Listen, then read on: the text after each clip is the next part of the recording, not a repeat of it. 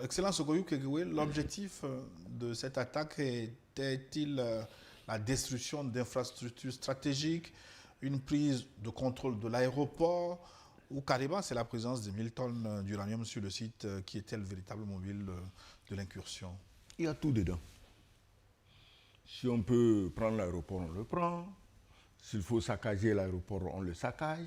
S'il faut détruire 1000 tonnes d'uranium pour empoisonner l'air à 200-300 km à la ronde pour tuer les Nigériens, parce que pour les opérateurs, pour le commanditaire, les Nigériens, c'est des cafards, on peut les tuer, lui veut son uranium et on ne peut pas lui opposer des vies humaines.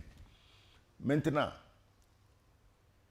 revenons, il pose une bonne question. Comment est-ce que des gens dans la savane ont des drones?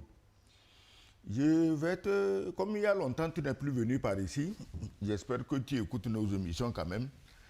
Et tu te rappelles dans l'histoire de Damiba, l'objectif numéro 1 de l'attaque, si attaque avait eu lieu, c'était quoi?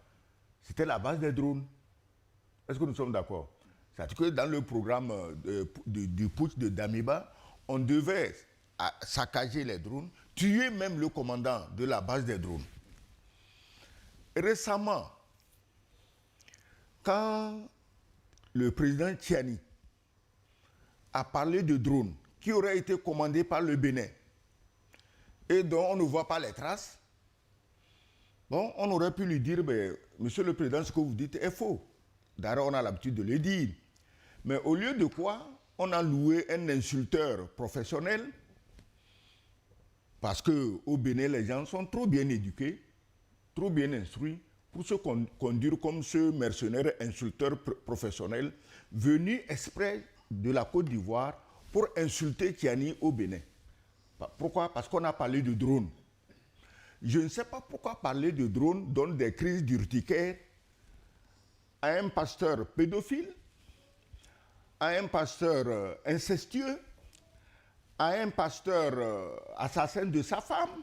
Je ne sais pas pourquoi l'histoire de drone l'intéresse. C'est vrai que... J'espère que vous avez les preuves de ce que vous dites. Eh bien, écoute, mon ami, c'est de la prison qu'on l'a sorti pour faire de lui l'esclave qu'il est aujourd'hui. Il est obligé d'annoncer tout ce qu'on veut qu'il annonce. Mais il n'était pas en prison pour pédophilie et assassinat de son épouse. Pédophilie, quand tu couches avec ta fille, c'est quoi? C'est même pire que pédophilie. Je parle d'inceste. Donc, je n'ai pas les preuves. Lui, il a les preuves des insultes qu'il déverse par tombereau entier sur un chef d'État. Donc, bref.